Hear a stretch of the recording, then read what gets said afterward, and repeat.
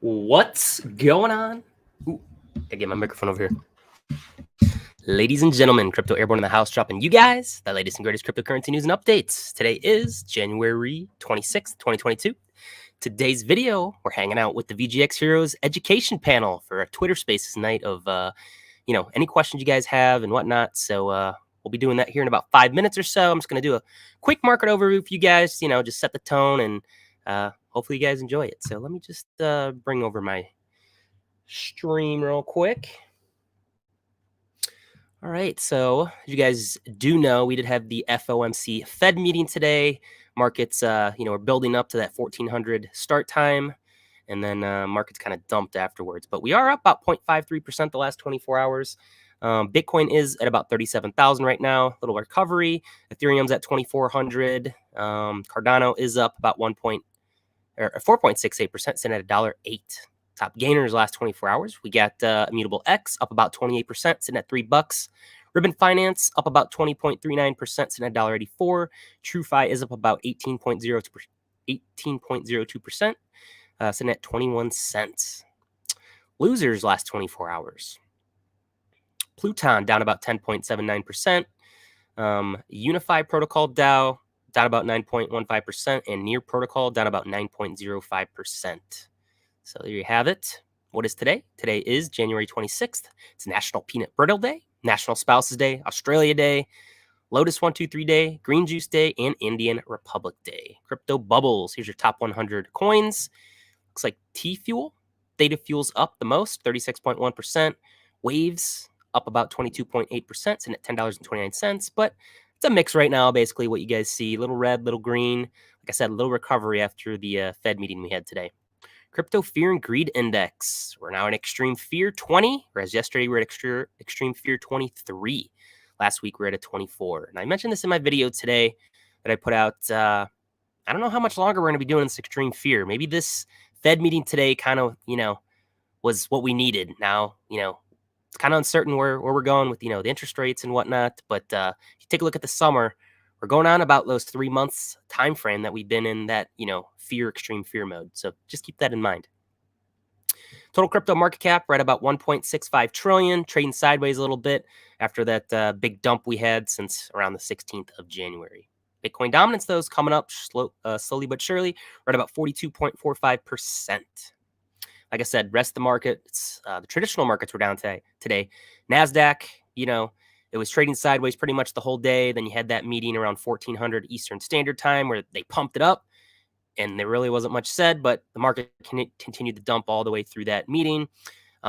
Traded sideways a little bit, then we came back up, and then they closed the markets kind of sideways. Same thing with S&P 500.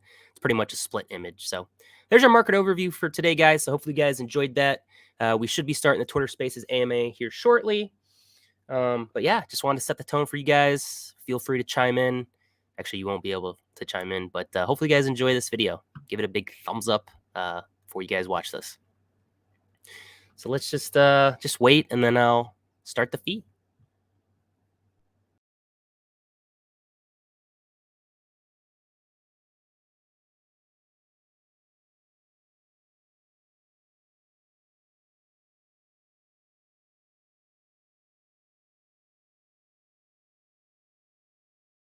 The market continued to dump all the way through that meeting.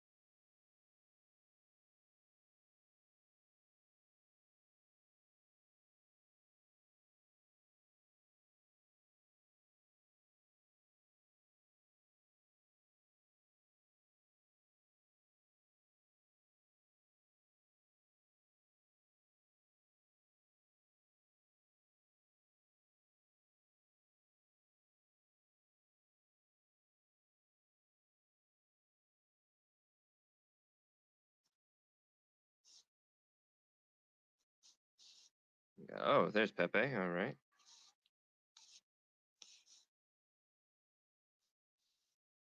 You're always changing your profile pic. I didn't recognize you at first. I have to rock my new hexagon, my guy. You're always changing your profile pic. I didn't recognize you at first. How's everybody doing? Good to see everybody. Thanks everybody for tuning in. Once again, like Sun Tzu said, please tweet this out if you don't mind. Get as many new faces in here. Get the questions going. We got a new panel member, Lucky Luciano. Sorry, terrible at grammar. Good to have you, my friend. Can we get around hundreds? VGX Hero of the Week, everybody. Hundies all around. What's up, guys? Thank you. Yeah, appreciate you being up here with us. We'll get it going in just a little bit. Give everybody a few more minutes and we'll get this going for you guys.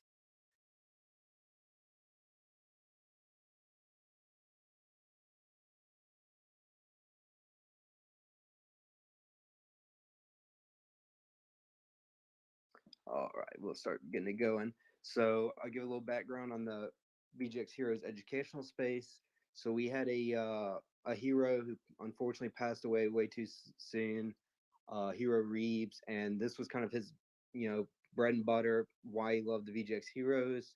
He loved the idea of an educational panel to help answer and, help guide new people and let everybody make informed decisions on their own without relying on influencers and big Twitter accounts. So feel free at any time to come up here, ask any questions about anything we're talking about or anything that you want to know. So we'll start it off with the panel here. Floki, you can kick it off, my friend.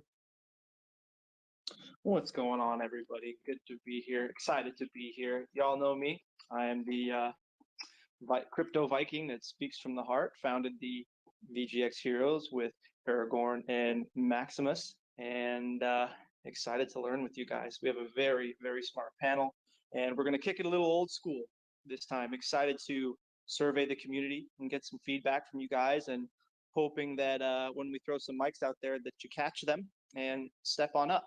I know we're going to retweet from the Heroes account a post where you guys can list your questions to us. So if you're too shy to pick up the mic and say something, just leave your question there. I think that'd be the easiest thing. Sometimes it's hard to track the DMs during these spaces. So yeah, good to be here. Moving on. Yeah, I've got it pinned at the top now, so you can access it quickly if you want to go ahead and drop a comment if you're unable to come up and speak. Yeah, I'll kind of reillustrate that. We love hearing from everybody, but we're here to help educate and answer any questions you have. So if you don't feel like grabbing a mic or don't want to, not unavailable, definitely shoot questions because we want to answer everything you'll have for us. But pass it to Obi-Wan. Hey, hello there. How's everybody?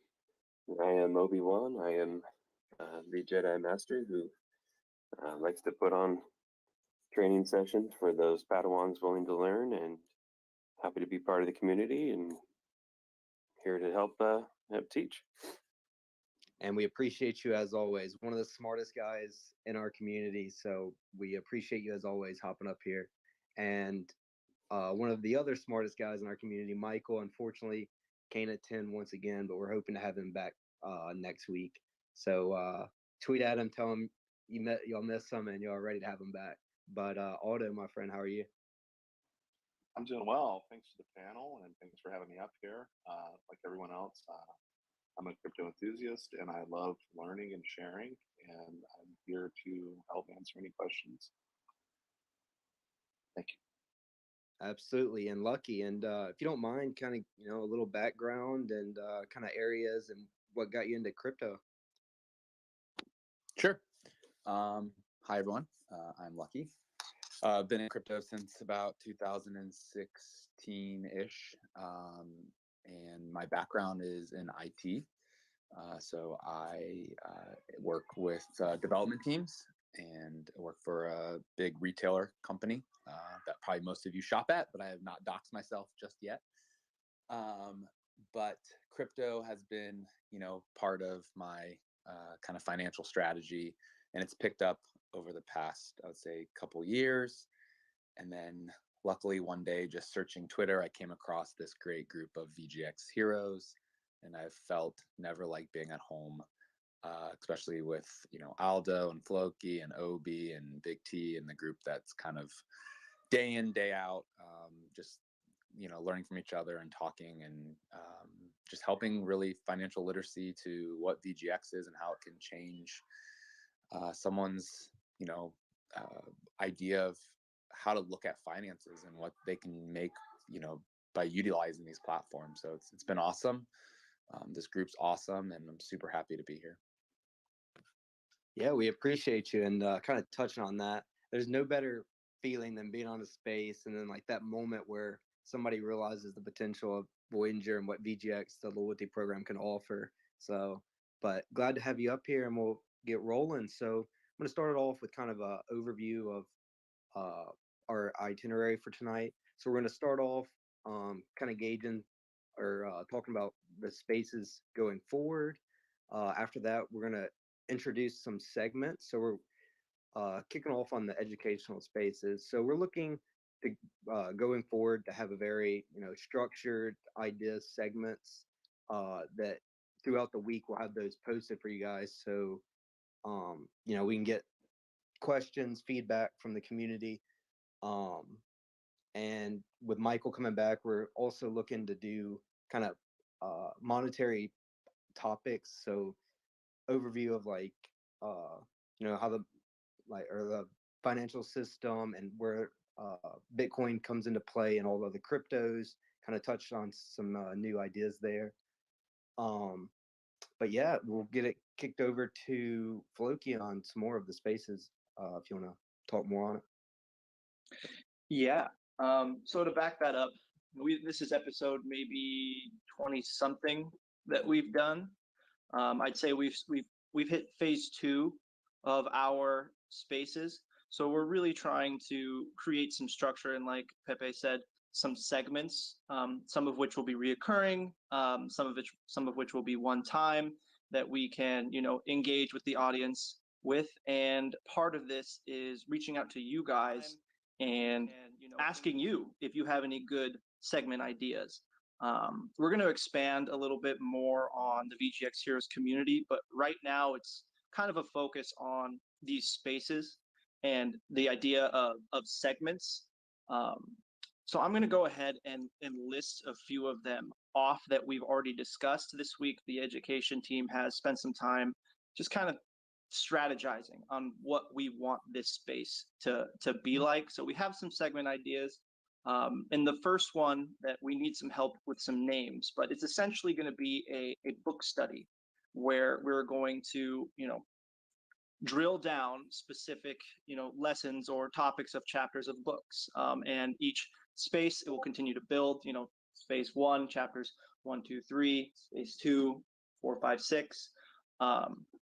So we need a better, more engaging name than book study. So if you guys have some ideas, as well as if you guys have particular books, especially around, you know, macroeconomics and crypto, you know, everyone wishes that they could read and, you know, dive into all these books, while most of us, I think myself included, would much rather have a drilled down version of that from really smart people that I know we have in our community.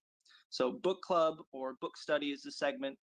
And I have a few of them listed out here. The ones we're going to do today after we talk about a few more of these segments is, you know, what are you embarrassed that you don't know?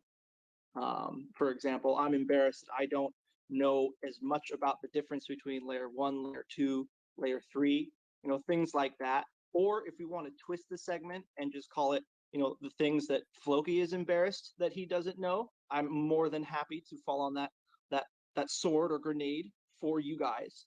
You could always DM me and I'll ask that question. So that's a segment that we're thinking about. Another one is like, I wish I could explain this to a 5-year-old, you know, wishing you could say, all right, what is a smart contract in the most simple, easy to understand way? So those core concepts of just really drilling down to a quick couple sentences is a segment idea. What other things can I scroll through here in our education spaces here. We have one called this meme makes me think. So if you see any particular memes that really that make you think about a particular learning or subject, save those and bring them up to us, because I think having a visual aid to go with the concept that you're learning may help stick. We could have, what's another one? This one time on YouTube, things that you heard on YouTube that you want to discuss or check up on. What's another one? This one that was a joke, but that I wrote out myself. Michael cursing at Crypto Cartel in a blend of English and Italian, just for kicks. Crypto politics with Scapegoat. But on to more serious ones. NFT discussions. We call that right-click save as. What were some other really other ones? Like convert a non-believer. Like if you guys know someone in your life that just, it doesn't matter what you say to them, because it's coming from you, they just don't listen. If we could get a little bit of a head start on that, and you're willing to bring them on and they're willing to come on spaces, that's an idea. I feel like I'm missing a couple other segment ideas. What's another one? Oh, Tony Hawk had a good one. It's like the fine print, all of the very nitpicky details potentially about certain coins or tokens or whatever, getting into the nitty-gritty, hardware wallets and whatever. So those are some of the ideas or segments that we have. And if you guys have thoughts, one more, debate your own coin or your own worst enemy. Like Obi-Wan, for example, like you would not necessarily pitch Luna, but you would say the downsides of Luna, or Major, same with you and Ada. You would, because you love Ada, talk about why Ada is, potentially bad. So the opposite of what you're pushing for, to kind of gain different perspectives and debates and stuff like that. I'm going to stop talking now and let someone else speak on this idea of segments before we dive into a few of them. Yeah, Aldo, I saw you unmute. Did you have something you want to just add? Yeah, just an idea for a segment, just crypto basics 101, and like as a sub subject for that, how to assess crypto projects. I think that would be really good for the basic level user, teaching them how to properly assess and evaluate a project in the crypto space, and what are some criteria by which they can judge a project. I think that would be a good one.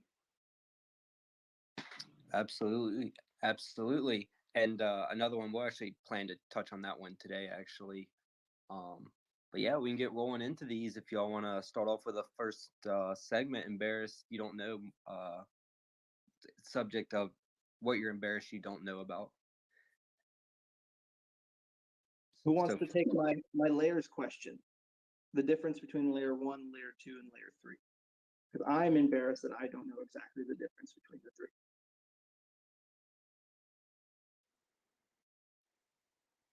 Obi-Wan or Lucky, would y'all want to jump in on that one? Sure.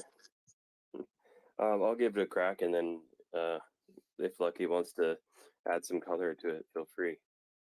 So in blockchain, or let's go back, in the traditional internet, you've got the protocol layer and then the application layer.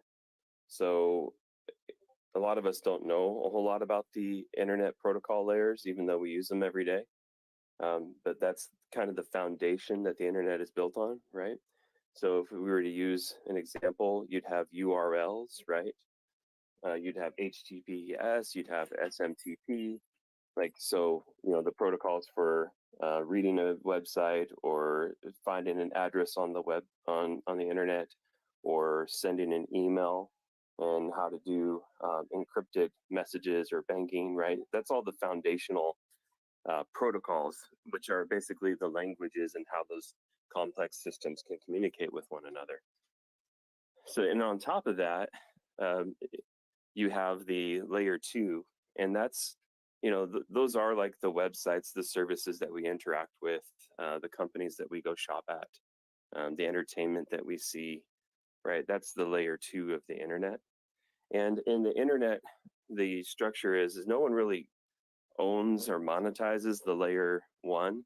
It's highly centralized to really kind of, it's kind of open source, but the gatekeepers, right, of those servers and infrastructure are, kind of localized.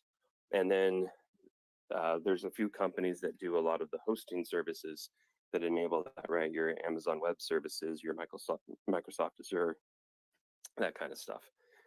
But the most valuable companies in the world grew up on the layer 2, right? So your Amazons, your Facebook, now Meta, your Googles, your Netflix, right? Your FANG stocks, right? Those are the ones that became some of the most valuable companies in the world, right? Through the internet era.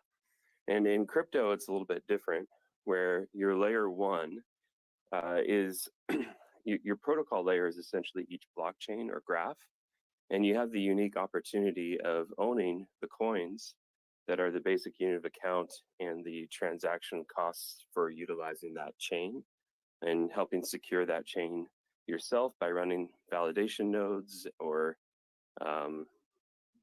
maybe just you have a copy of the ledger and you're helping keep records of that. Or maybe you're delegating to a validator in a proof of stake network and putting your financial capital and energy helping secure the network and transfer value around.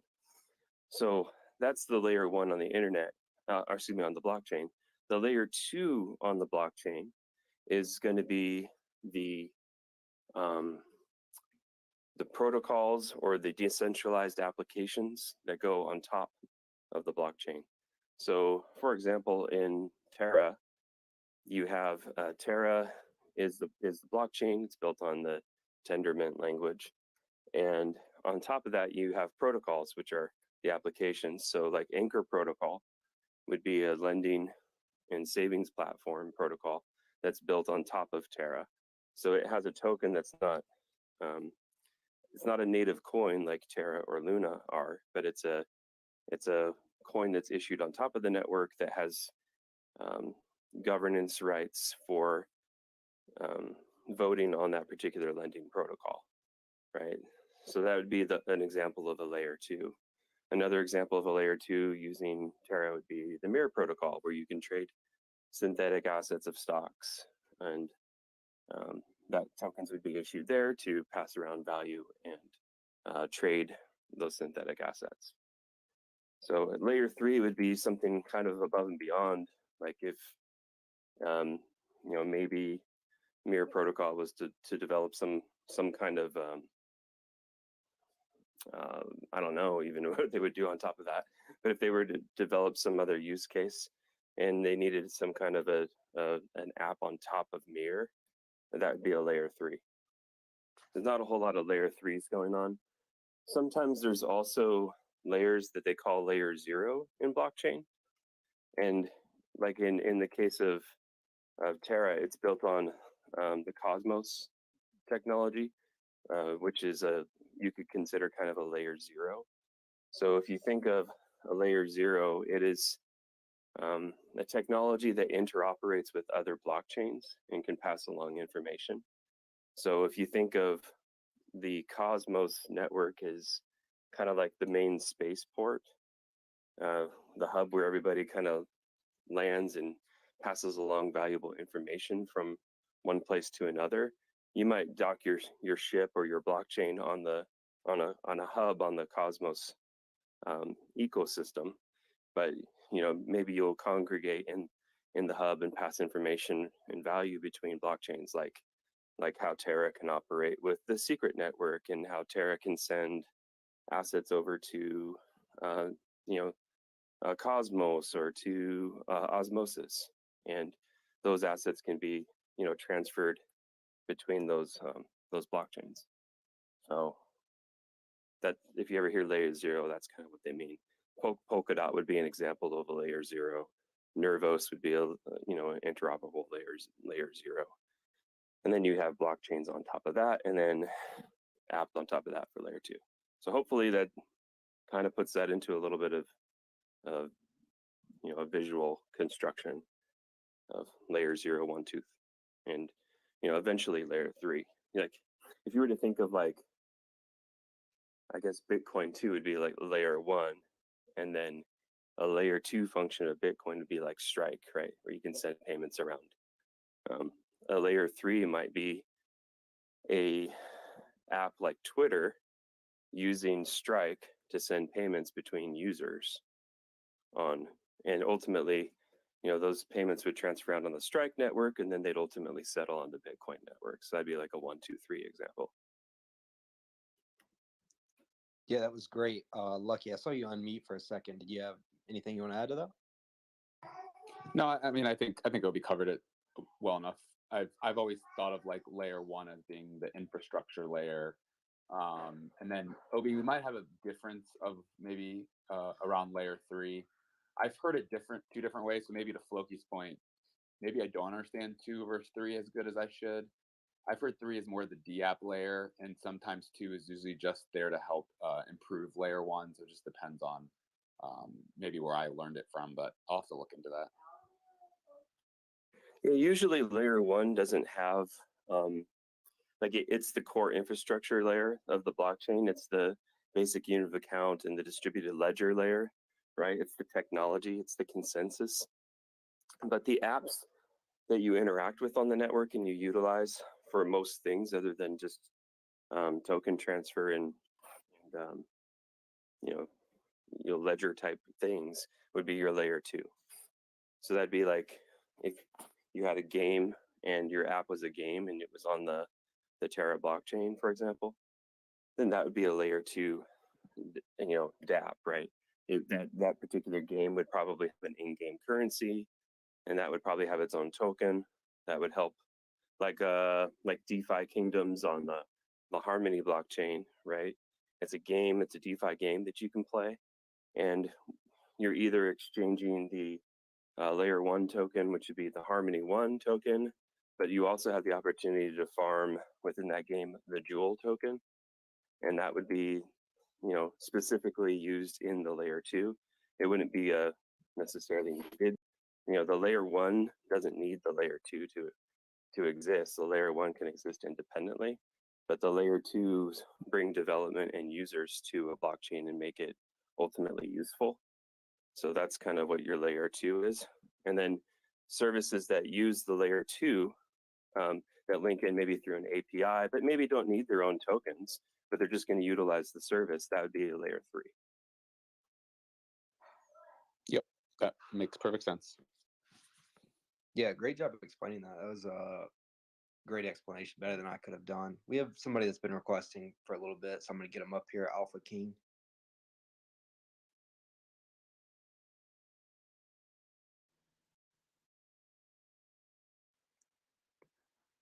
What's going on, Alpha King? How are you, my friend?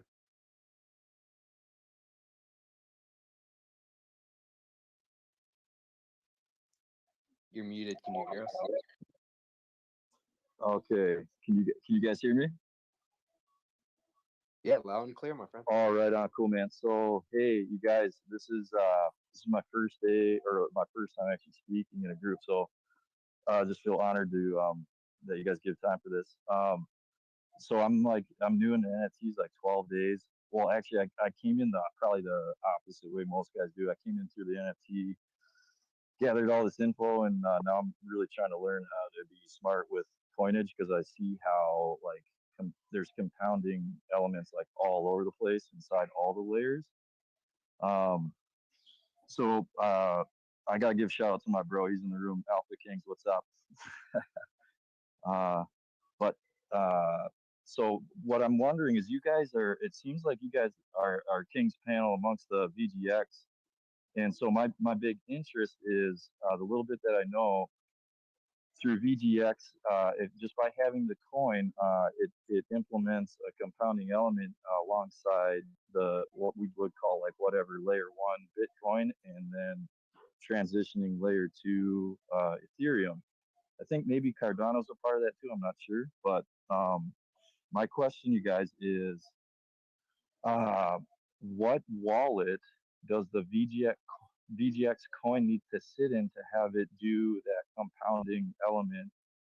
What ecosystem does that wallet, or where is that wallet? Is there multiple, or is there just one? Is it just Voyager? Well, let me take this. I sit with Big T all day, every day. So, Obi and Big T, you can correct me if I'm wrong, but it sits on the ERC20 blockchain. So the Voyager is on top of the ERC20 blockchain. And if you use the Voyager platform, essentially, if you hold it, you'll get the 7% yearly interest on that. Or if you want to go to the Voyager website with your MetaMask, you can connect your MetaMask on the Voyager website and stake it there. And then there are other platforms, I believe, like Binance, if I'm not mistaken, that if you buy it on Binance, and I think you have to lock it up. This one might be a little hazy. If you lock it up, you can get a 9% return on Binance. How'd I do, Big T and Obi? I invited Big T up just because I know he's an expert on breaking it down as effectively as possible. Yeah, I just want to throw in there, like, Voyager is a utility token. It's a token that, like Lucky was saying, is the ERC20, which is an Ethereum token, right? And owning the VGX token on the Voyager platform unlocks utility in the forms of extra interest boosters or referral payments, or value like that, right? So you have to own a certain number of VGX tokens to get into the different tiers, which add the extra value. There's currently a 500 token tier, which is called Adventurer, a 5,000 tier, which is called Explorer, and a Navigator tier, which is 20,000 tokens. So depending on how many tokens you have in your Voyager account, that basically unlocks your extra bonuses. But if you're in the 49 states that aren't New York in the United States, all you have to do is buy the VGX token and hold it in your account. You don't have to transfer it to any external wallet. If for whatever reason you're in New York or you're outside the United States and you wanted to get the token and hold it, and like he was saying, stake it with either Voyager directly on their website or with Binance, then you would have to transfer the ERC20 token to those platforms to interact with their smart contracts to unlock those particular yields. Okay, awesome, cool. So right on. That's all really valuable info. So just confirm if your VGX is in your Voyager wallet, that's where the boost operates. It does not operate on another like fork somewhere else in the eco. It's only in the Voyager. If you're on the Voyager platform, do you have the Voyager platform or no? Well, I'm like mobile. Like I said, I'm a newbie, dude. So you guys, I'm sorry if this is just like beginning level stuff, but I'm on mobile, so it's just a Voyager wallet is all I got. So you have the Voyager app, I'm assuming. Yeah, well, the app, basically the wallet becomes the app, and then if I buy your guys' coins there, then I want to activate that boost because I'll use that wallet to ride my other coins alongside it. You know what I mean? Yeah. So if you have the Voyager app, which is also pertains as a wallet, and you buy your coins there, and you are in one of the tiers that Obi talked about, you then unlock the other boosts that you would get. So like if you were the Adventurer and you had USDC, you'd also get a 0.5% boost on your USDC. And then obviously if you have other things like as a debit card comes out or referral bonuses, you get boosts across the board based off of what tier you are in Adventure, Explorer, Navigator. Awesome. So cool. Thank you, guys. Yeah, and to touch on it on a basic level of Voyager, since you are new to the app, I mean, there's 70 plus coins on there / tokens, and they pay interest on, I believe it's 35, I believe, somewhere around there. So it's a non-staking to earn the interest. You just hold the amount of coins that's required. So if you're on the home screen, scroll all the way to the far right, and it'll tell you the interest that's paid, and it'll also show you how many are required to get that interest. That's yearly, but it's paid out monthly. So, for example, USDC, it's it stays $1. It's tied to the US dollar. You earn 9% just holding it with no VGX, but VGX, as you go up the tiers, you earn a interest boost.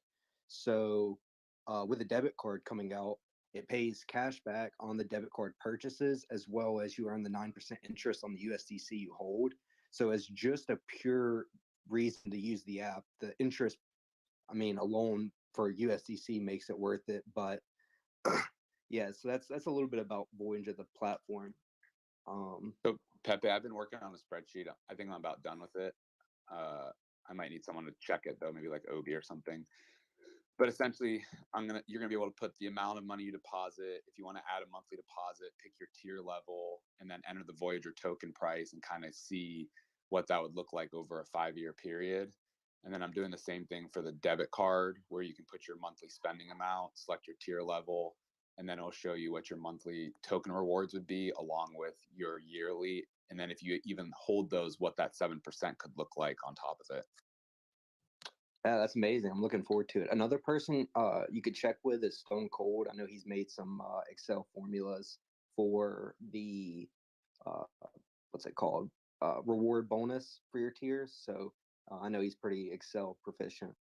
Dang, I lost my train of thought. Oh, coming from the NFT side, that's amazing. I think that's going to be more and more common, because I see NFTs as kind of a easy introduction to crypto. But so I'm a big NFT guy. I love to hear that you're into them.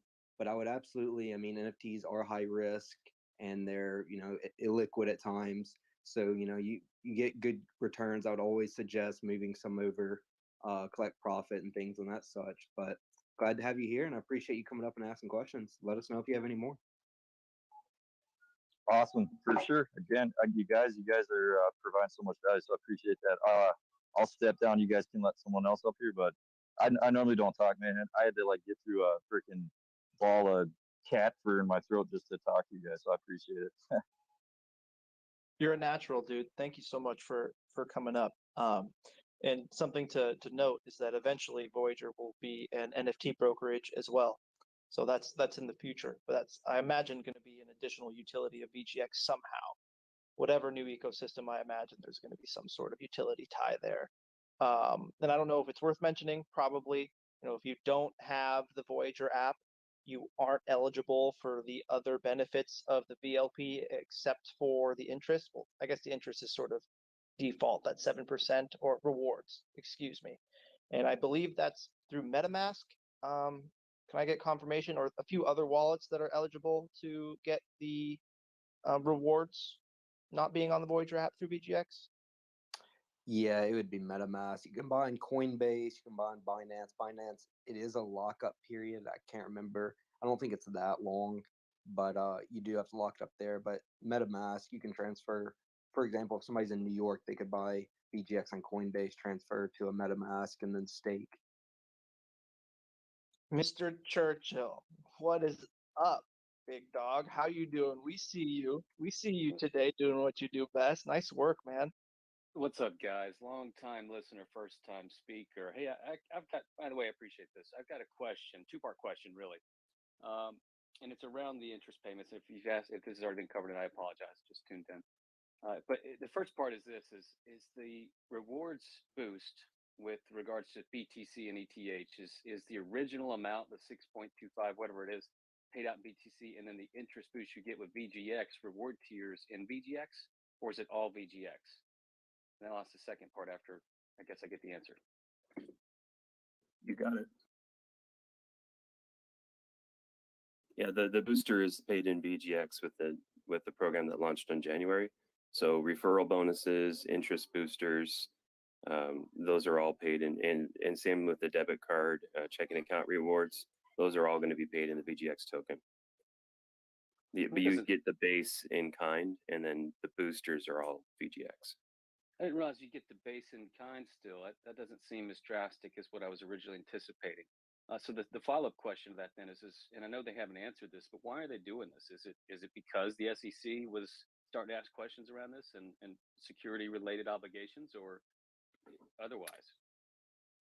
Well, I have suspicions that, coming from if I was Voyager, I would be structuring the rewards in that way because of the benefits to the margin and the P&L.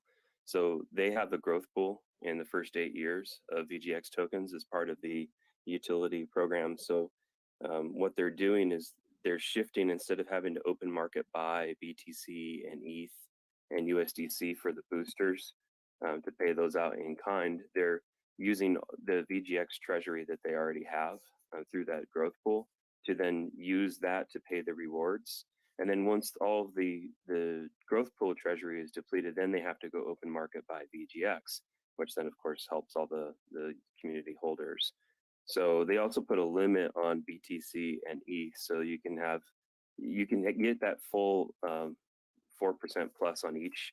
I forget the exact breakdown of what it is, but it's 4% base rate on both, four and change, and that is paid in kind up to 100 BTC and up to 500 ETH. But those are the limits that they introduced on those two items. So I think the other thing that they did in that move is they moved the checking account or debit card rewards that used to be 10, 20, and 30 basis points. They 10x'd them to 1%, 2%, and 3%. So they're, instead of paying extra boosters and open market buying ETH and BTC, they're now using their marketing budget and paying the boosters in VGX. And that's more sustainable for them in terms of their, spending of their revenues on the interest program. And Obi, tell me if my thesis is right, because as I was messing around with these calculations, the more you do now with the VGX token being lower and with the cash back, you're going to receive more tokens. And then if those appreciate in value based off where VGX token could go to, the return will be pretty substantial based off of getting more tokens now that the value is lower. Is that correct in my thesis? So your cost basis, the lower you buy, the lower your cost basis, the more your realized yield will be higher. As the VGX token increases in value, you get your quantity value back in the 7% or in the 1, 2, and 3% booster. But as that token rises, right, if Voyager goes from $1.80 to 18, right, well then your 7% is a 70% reward, right, because your token price has gone up 10 times. So for example, the way I did the math was, if I spend $5,000 on my debit card, and let's say the token price is $2 over that year, and say you're an adventurer, you'd get 300 tokens yearly. But when that token price goes up to 50, you're only going to get 12 yearly. So doing this program earlier, right out the gate, and getting those 300, and then maybe 200, then 100, as the token price goes up, just holding those tokens with that value will be substantial gain in the future. Yes. Yeah, the lower the price of VGX, the greater the quantity of rewards when they go to pay out. They give you some of the rewards are paid out every 2 weeks, so on the 16th and 1st, and then the staking rewards are paid on the 1st. So yes, the lower the price of VGX, the more quantity you accumulate. So the earlier you are to the Voyager loyalty program, the better the better your long-term gains will be. As that token begins to appreciate, you're going to get a much higher quantity now. So like, if say you had cash back for trading rewards of $20 in the first 2 weeks of January, then Voyager would buy you $20 worth of VGX, which today would get you roughly 10 tokens, right? But if the token price went up to $10, you'd be getting 2 tokens instead of 10. Right. Yeah, no, it's cool when you start looking at it that way, because really, the message that we share is get in these programs, utilize them, and those that are going to be early adopters to this program, let alone, can get significant token rewards, which if the appreciation, path is what we think, it's another form of a great return overall. Yeah, I Yeah. wanna. This is great conversation. I know we can go on, so I want to get to Noah real quick, then we can hop back over to this. What's going on, Noah? How are you, my friend? Yo, guys, great to see everybody. Good to be back with the tribe. I've been out in spaces, in outer spaces, talking Bitcoin and market and Fed and everything. So this is good to be back with the home team. And I'm interviewing Steve next week for our Crypto Pulse newsletter. We got 500 doctors following, which is awesome. But I'm going to jump in on what we're talking about and ask some questions, some theoreticals.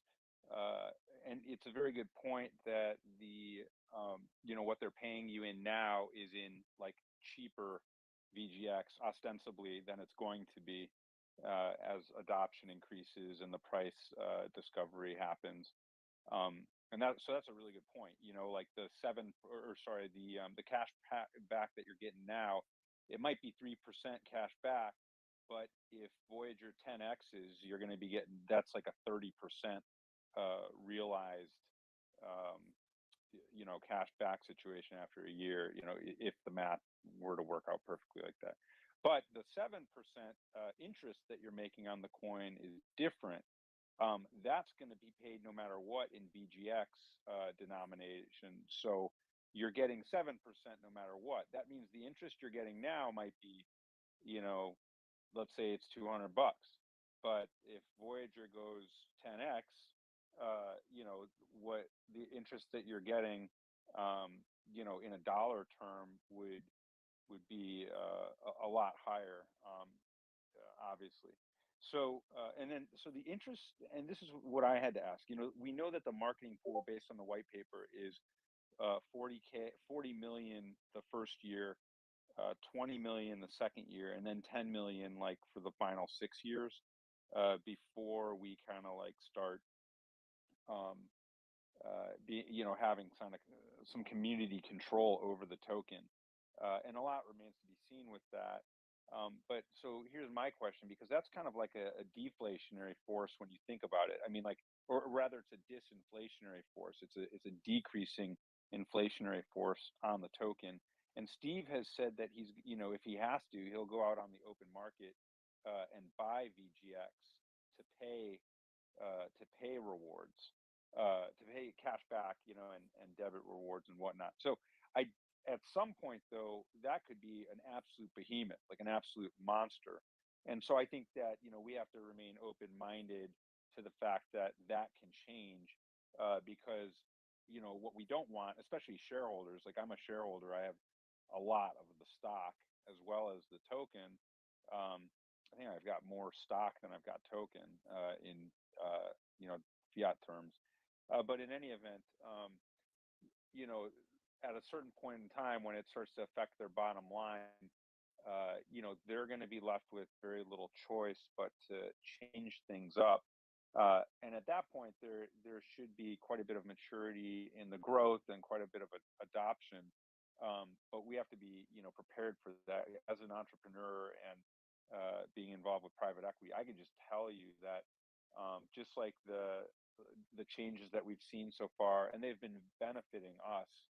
Obviously, we're kind of like early adopters, but at some point, and I think it'll be good for the company and good for growth and good for the bottom line. But at some point, Steve and gang are going to have to answer to institutional shareholders, and that means we're in like this lucky window where we're early adopters, and all our gains are basically going to be amplified by the natural course of being like, it's like we're like angel investors or like VC.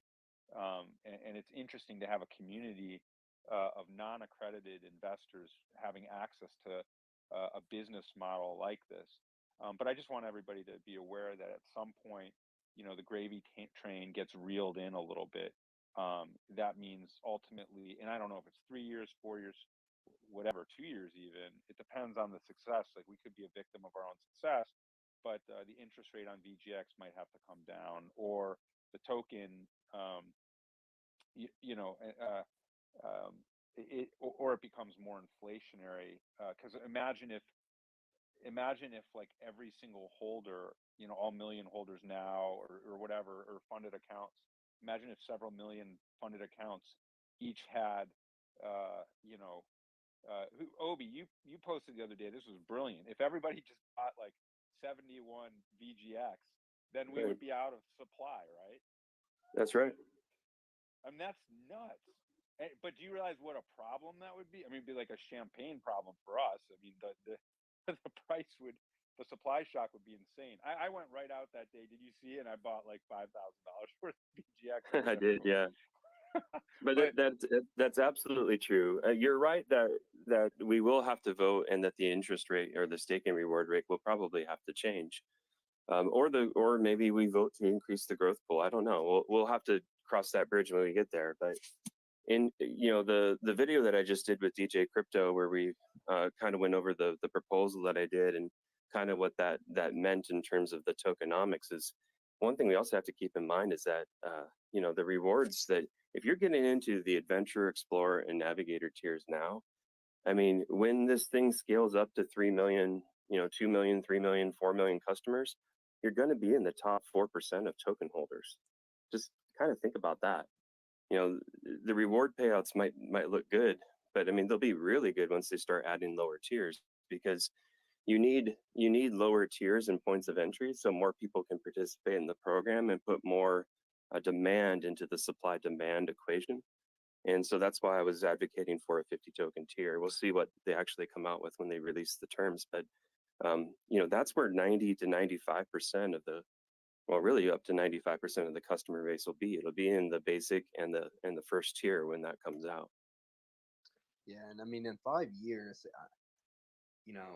I see no reason we can't be at 10 million funded accounts with assuming everything's executed and everything that's kind of been thrown out there is executed. I mean, a debit card, NASDAQ listing, Europe expansion, a NFT marketplace, all the interest, more coins, and Lending.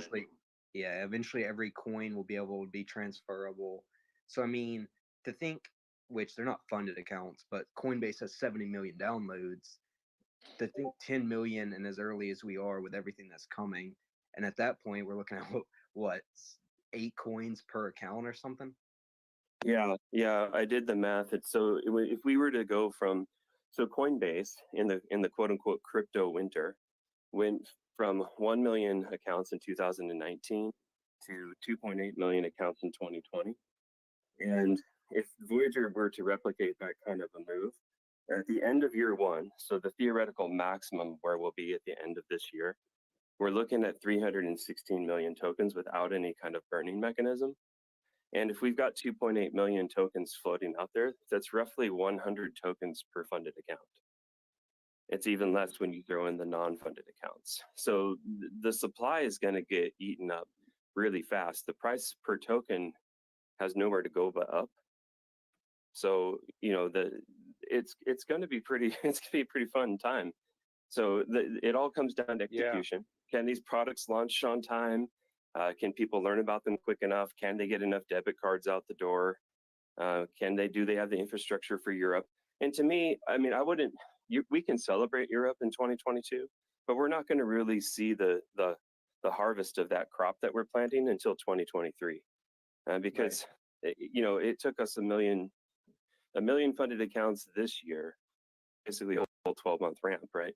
So you have to kind of think in terms of when Canada's added and when Europe's added. Sure, you'll have a few, beta testers and early adopters, but it's going to take a while for them to do the grassroots marketing like we've been doing here and get that word out. And but that's good, because then you've got user inflows for the next several years. Most of the market share that they're going to capture is going to be off of the checking services product here, and then the stock platform.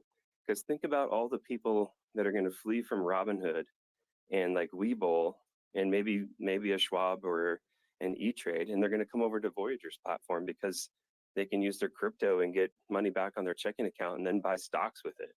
That's going to be the big thing that brings in users, and that's going to be the second half of the year. Yeah, interesting. At some point, it is interesting. There's going to be a price discovery. There's going to be a supply crunch. We're going to get to ride a crazy, crazy roller coaster straight up at some point, like a BNB like roller coaster. And I've argued with the BNB players because they're like, well, VGX isn't the smart chain. And I get that. And I think that's like trying to do way too much. I don't think we should be a smart chain. I like being cozy as a utility token. But I think that we are going to have some crazy tokenomics. But at some point, we have to, I don't know what's going to happen, but at some point, that like there's like the potential to completely ruin the the loyalty program. So like, what happens when all the existing members are own all the coins? I mean, it's crazy. There needs to be like some mechanism. They're gonna have to do something at some point. So like, yeah, we'll get some massive spike. Maybe we go to $100 VGX coin per coin or something. But then there's all of a sudden going to be a big problem that needs to be solved, and I'm curious how that gets solved. Like, how do they keep it going? Well, that's actually that's not too hard to unravel. As the price goes up, a lot of people that are holding the tokens are going to sell off their interest. They're going to take loans. They're going to put tokens back into circulation for the people that are coming on. So, and because it's inflationary tokenomics, the user base is inflationary, so the token should be inflationary. So there is access to the program. And the design that I put out scales to over 6 million customers. So that's definitely sustainable for a couple of years. I don't think they're going to get 10 million within the next 2 years. And at that point in time, they can reevaluate. Maybe then your basic tier is 0 tokens, and then your first VGX tier might end up being like 5 tokens at that point. Like you said, if the price is $100 plus. So that's not too hard to solve. They just lower the lowest tier. They're probably not going to lower or have interest in lowering the top end, right? 20,000 is going to look like an impossibility for anybody at that point in time, right? It's a $2 million tier. So that's why I've always advocated we don't need anything higher than the Navigator, because it works out to be less than 14,000 customers theoretical maximum, and that's if every customer was a Navigator, right? So and here, I'll put that tweet up, I'll pin it, and you can kind of see the drastic skewing to the early tiers that I'm talking about. What I'm trying to say is that if you're an explorer, if you got 5,000 plus tokens, hold on to those. They're going to be really valuable, and you're going to be in really elite company, like the top 1% of account holders. Once Voyager starts getting millions of funded accounts, you will be in the top 1%. Think about that. Yeah, and I second the natural sellers. I mean, there's been a long road of staying within a pretty narrow range for the most part. So, I mean, you got to think we hit a $10, $20 VGX. There's gonna be a lot of sellers. So I think it'll be a natural buyer to seller for a while at least. Is it possible for them to just say, okay, look, things are a little bit too crazy, it's too deflationary, we're growing too quickly, we don't have, people are hoarding their coins, we're going to make, this year we're going to make 20 million extra coins for the program. Like, if they did that, that would be like a huge kind of issue. It might be good for the VLP, but it might like impact the price in a big way. And this is just a hypothetical down the line, but no, they wouldn't be able to do that because it requires community governance to vote something like that through. Isn't that governance only after 8 years though? No, they can introduce governance into the token right now if they wanted to. They just have to have a forum that people would be able to issue their votes on the proposals. I see. Well, and by the way, like, I do think, although that there's not a ton of us, who are navigators or above, in the short term, honestly, I just think that it's always great to have something to work towards, and so like I've seen Pablo in here, he was in here, like. There's others. I mean, I've got over 50,000 tokens. Like, if the price spikes, to $10, I'm going to sell like you know, 40,000 tokens or something. You know, I've got like a 3x navigator or something. Like, I don't want to do that. I would rather be paid to hold at 50,000, for example, and then make like, you know, 4% cash back and 2%, you know, and whatever 2% booster, you know, and get a little bit more and something to, you know, and then I think it becomes 3 Sigma after Navigator. I don't think Navigator is 3 Sigma though. Navigator's like, you know, still 2 Sigma or something. So I think that everybody kind of comes to what they want from a program from their own selfish interest. Yeah, right. You know, greed is good. And I think that because we have a community of roughly 700 heroes, and a lot of us are early adopters and do have large accumulations of tokens, we want what we want for our own self-interest versus the greater good and the sustainability of the program and the company. And like I outlined, which you can take a look at the pinned tweet up above, when you start looking at the numbers from a big macro picture of when Voyager starts getting into doubling, tripling, quadrupling their customer base, the amount of people in these top tiers are going to be such an insignificant portion of the funded accounts that sure, they can give everybody in those tiers those black card type rewards, right? We don't have to add tiers above it because it's exactly what we want. We want a sustainable rewards program where anybody can participate regardless of their socioeconomic status. Because you got to remember, we're going to Europe and then Canada, right? But eventually we're going to be going to Latin America and the Pacific Rim, right? And those customers aren't going to be able to buy in at a $2,000 first tier to get these benefits. That'd be a major ask. So we have to be, you know, if I'm Voyager, I'd say, great, Noah, if you've got 60,000 tokens and you want to sell off half of them, and by all means do it, because we want that circulation and supply. We want that out there. Now here's the other thing too. If you had to, instead of selling your tokens, if you were going to put them up and take a loan off of them, and you weren't going to be earning your 7% on the tokens that you put up for a collateralized loan, well, that's going to be another form of locking up tokens. And you're going to want more than your tier because you want to still earn your passive income through the 7% staking, right? Yeah, right. So that's your reason to go and buy more, you see? Yeah, I was gonna say, you know, there's a bunch of other things that they could do to affect tokenomics outside of the VLP count, and I believe it was Steve's last interview where he threw out a bunch of different ideas. One of which was loans, where he was essentially saying, like, what are we going to prioritize first?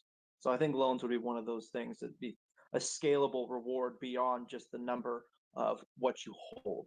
I don't think that the changes will come drastically. I think it'll be more of a dial that, you know, we turn down and vote on as a community. It's not going to be a completely open governance system. I assume it's going to be A, B, C, D. What do you guys think? But, you know, who knows what that's going to look like. And I see that we have the investor guy, Banjo Kazooie, the investing guy. What's up, buddy? How you doing? Hey, how's it going? So, doing good. I have the YouTube stream going on right now, and I had one of my subscribers asking a question on stock trading, and I said I'd ask for him. He wants to know if, for the stock trading, if they are going to include options trading. I believe so. They've talked about margin and options. I believe would be part of that. I believe I've seen that in the market rebellion language, but we'll have to see when they launch that product in the second half of the year. Yeah, I would think that they're going to start with equities, and then derivatives will actually come probably later. But I mean, if you look at the other apps that have been successful, I guarantee you they're trying to copy Robinhood and Right. these other, you know, and these other apps have option availability, but they're, you know, they're very, very simplified options. Like you can buy calls. It's not like, you know, you can do credit spreads and, you know, iron condors and shit. But yeah, that's all coming in the back half of the year is what I think, you know, the word on the street is. But you know, a lot of this stuff still has to come together. And don't forget the equities that they're going to be offering are limited. It's not like they're a TD Ameritrade where they're offering like every equity and you have to search for it or whatever. It's going to be just like the crypto. There's going to be a select number of probably very, very tech heavy. You know, you're going to have your Apples and your Amazons and your, I mean, Tesla will probably be the first thing they put on their type of thing. But you know, and probably the cool thing is you're probably going to be able to buy directly with USDC, and you're probably going to be able to you know, directly convert USDC into other crypto. That's actually even more exciting. But maybe that answers your viewers' questions. Well, not only that, but the margin is part of the VLP benefits. So, I mean, if you're Explorer Plus, you'll probably have greater access to margin and lending services when those products launch, because that, you know, those are going to be your higher net worth tiers and, generally speaking, accredited type investors in those levels. So the rewards will also, for the utility of the VLP, will be skewed, you know, upwards to people that are interested in those products. And I also believe it's going to be more traditional stocks in the sense that it's not going to be tokenized, at least at first.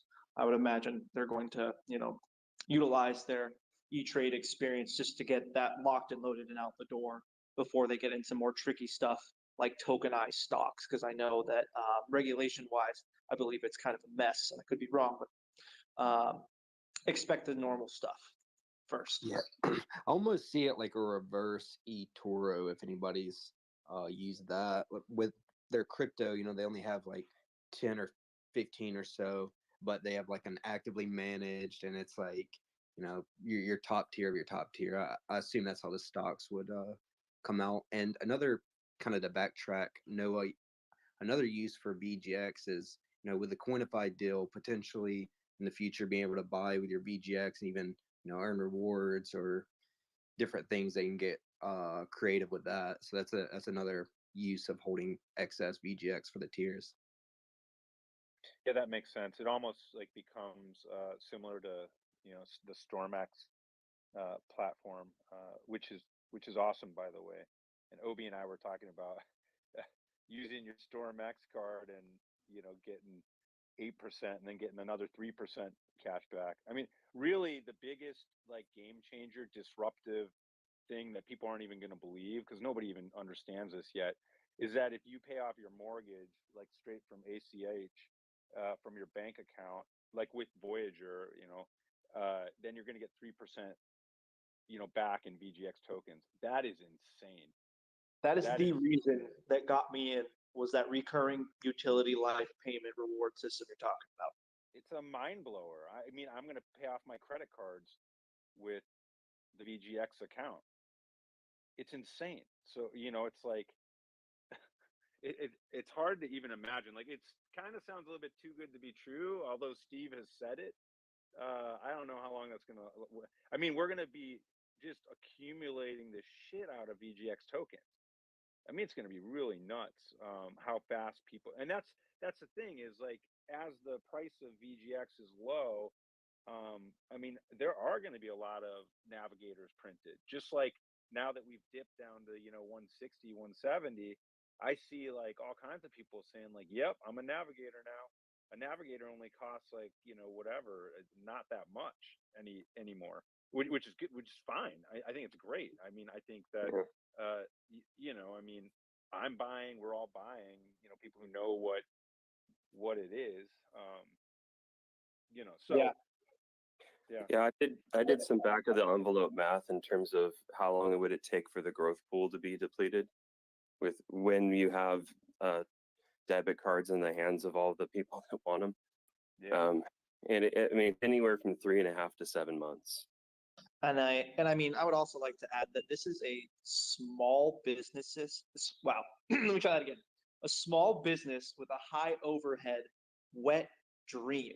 You know, like you could be putting so much money into your business and then making a little bit of net profit. Like this is a whole new utility for all the money that you use just to keep operation going, not even the net profit that you're getting from your business. So I think that's that gets me so excited when Voyager starts talking about small business accounts. It's like, oh man. I mean, I think about my father's optometry business, you know, and the just what it costs to keep things running. And all of a sudden you're going to get more rewards on that for doing something you're going to do anyway. Anyway, I'm getting all Voyager hype right now. I should stop and we should keep going. But you stole my idea. That's what I was getting into. Yeah, you're absolutely right about and taxes are, you know, the most important thing. If you can keep more of what you earn, and everybody should be set up as a business, as a high overhead business, honestly, because you know, in terms of the deductions you can take, and you know, unless you want to, you know, support a government which is allocating capital, it's better to be an entrepreneur and a business person, because the system is set up for, it's like a two-tier system. You're either a W-2 earner, in which case you're like a slave, you're literally like an indentured servant, or you're a 1099 or a business owner, in which case you can write off like everything and negate your income. I mean, it's crazy. You can pay your kids, you can rent your home to your business for 14 days for de minimis income. I mean, the things you can do are just unbelievable. So I'm happy, you know, if anybody ever wants to ask me offline, I've started a tax business for physicians to educate them how to do that. And I love finance and taxes and whatnot, but it's a little bit far afield of the conversation we're having right now. You know, I do think that loans are going to be an answer to the specter of capital gains that we're all going to face, you know, if and when type of thing this continues in the way we want it to play out. Because, you know, there's obviously risks with kind of any investment, but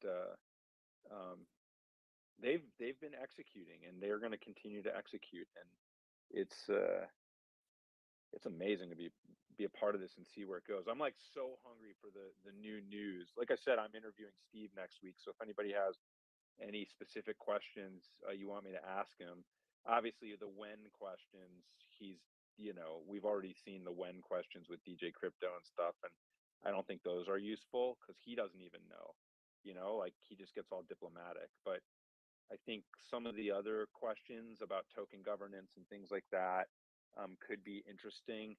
I do have a bunch of interesting questions from physicians already, that actually some of you might even be able to answer. Like, you know how Coinbase got into trouble and was told, no, you can't offer an interest-bearing you know, program. So I've got a lot of people asking, well, why can Voyager do it, but Coinbase got into trouble? You know, that's because they have a broker-dealer license, and Coinbase doesn't. And Gemini just got one or applied for one today. So they're not structured in the same fashion. They're an actual exchange and not a broker. And so they're limited in what products and services they're able to offer to their customers without the appropriate licensing. That is awesome. Yeah, Steve is such a genius. He was like way out ahead of all these guys. But yeah, I figured it was something like that. But yeah, I was hoping that answer was that simple. Thanks for confirming that, though. That makes perfect sense. I would like to hear him talk about, because it ties in with what you were saying about businesses, because they have institutional.investvoyager.com where you can do the contact us. And I'm curious to see, you know, they've got 200 million currently earmarked for acquisitions. And he's kind of hinted towards getting into the institutional game to compete with Coinbase. So I'm thinking that they're looking to acquire a custody business. Yeah. And I'm kind of interested to see, is that a 2022 thing or is that a 2023 thing? Because we do get people on our spaces asking us, hey, how do I get my business set up with Voyager? Or, hey, I've got this idea and where do I send it? And I think they might even have a separate rewards program, maybe based around AUM for companies, right? So that's just my gut. It doesn't make sense for institutionals to be able to compete with the same token supply that retail and small business has to compete with. But I'd be kind of curious to see what he says about the institutional side, especially since they just hired a guy to do payments in the United States, and they hired another guy to do corporate development, which is business speak for acquisitions. Okay, I'm writing that down. I'm taking notes. That's a great question, dude. While we're on the topic of things to ask Steve, an old mentor once told me, you don't necessarily invest in a company, you invest in leadership, People. right? People. So maybe digging into, what motivates Steve, what makes Steve, who he is. You don't want to humanize it a little bit, make it less about the economics and the crypto, more just about, why Steve is a good leader and worth investing in. Family, friends, history, challenges, hardships, humanize him a little bit, because everyone hangs on his every word and thinks he's this just hardcore, Wall Street executive guy. But I've hung out with him. He's a good dude. He's got family friendly vibes. Yeah. Well, and I think I can answer a lot of that just based on his interview with DJ. I mean, that was a great hour-long interview, and he's got the love, man. He's got the passion. He's a builder, and so I think that I'll get into a little bit of that. I think that the my audience in the Crypto Pulse Substack is mostly going to be physicians who their biggest thing is they're weary. They're like, okay, where's the catch? Like, how can you make 9% interest on USDC when nobody else is offering like that high, and they don't know about the fringy like other little guys. But people are just very dubious when they hear that. They're like, okay, yeah, that'll last for 6 months, or yeah, they're gonna cave, or whatever. One of the interesting questions that I had from one of the guys was, is there some kind of guarantee on your account if you get hacked? So not like the SPIC, kind of like US dollar kind of FDIC insurance, but there's a question about like, well, okay, we've seen, crypto.com just got hacked for 30 mil. They're not Bitcoin, right? They're hackable, and they've got great security, and you can talk about all that, but that's fine. There's always like some bro who's super smart out there, who's nonstop trying to hack in. And if it happens, I think people are worried about losing their investment, versus will Voyager, do they have some means to insure it or some means to make good on it? And I can answer some of that with, well, they're diversified, they're on different exchanges, they're staked, they're here, they're there, they've got some on cold storage. I know, we all know those answers. But I think that there's some people who are looking for like more of a guarantee. So between that and then the fact that people are skeptical about the interest rates because it's just so good, compared to everything else. People are like, well, something's got to be shady. They're doing something super sketchy. And so it's hard to kind of, explain that. But yeah, Winston Churchill, what you got? Well, so two things really. And I think Steve elaborated on that they find credible business partners to lend to. I would be interested in what that means, because I think that there's going to be increasing scrutiny around that piece, obviously with today's news with the SEC, but I don't know if he could elaborate with that ongoing. But my question is, I think it was around, Q2 of last year with Alameda Research, they mentioned in their press release about payment for order flow, and that sort of went under the radar. I don't think it was ever addressed or questions were asked, but isn't that what Robinhood was dealing with? Like, what does that mean?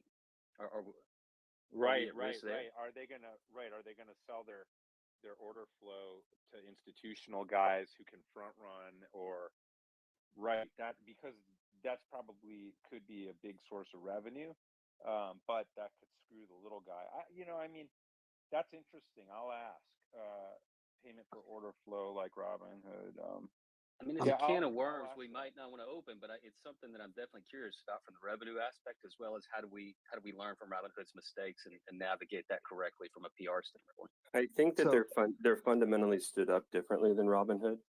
They have their smart order routing system, and as a fiduciary, they're obligated to find the lowest price for us, and they make money on the spread.